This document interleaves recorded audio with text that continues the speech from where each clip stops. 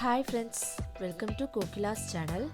நம்ம இன்னைக்கு இந்த வீடியோவில் கோவக்காய் பொரியல் எப்படி செய்யறது பார்க்கலாம் வாங்க.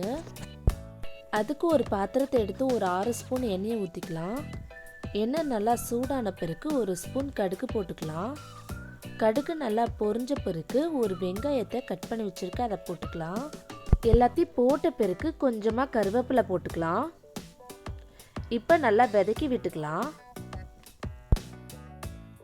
ஒரு ஸ்பூன் சால்ட் போட்டுக்கலாம். இப்போ நல்லா கலந்து விட்டுக்கலாம். 2 பழுத்த தக்காளியை கட் பண்ணி வச்சிருக்க அதை போட்டுக்கலாம். நல்லா வதக்கி விட்டுக்கலாம். நல்லா ஒரு 2 நிமிஷத்துக்கு நல்லா வதங்கட்டும். வெங்காயம் தக்காளி நல்லா வதங்கின பிறகு கோவக்காவை நீல வாக்கில் கட் பண்ணி வச்சிருக்க அதை போட்டுக்கலாம். எல்லாத்தையும் போட்ட பிறகு இப்போ நல்லா கலந்து விட்டுக்கலாம்.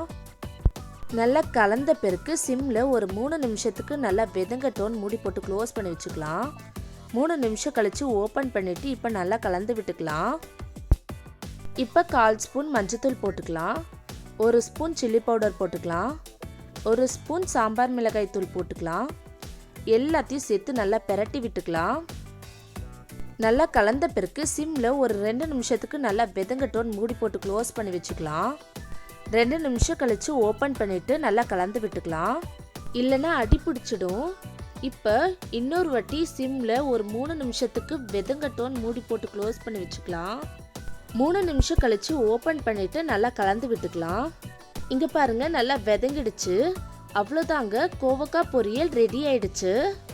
இதே மெத்தடில் செஞ்சு பாருங்கள், செம்ம டேஸ்ட்டாக இருக்கும். வெறும் ரைஸ் கூடயே பிசைந்து சாப்பிட்டாலே அவ்வளோ டேஸ்ட்டாக இருக்கும். ரச சாதத்துக்குலாம் பக்கவான காம்பினேஷனாக இருக்கும்.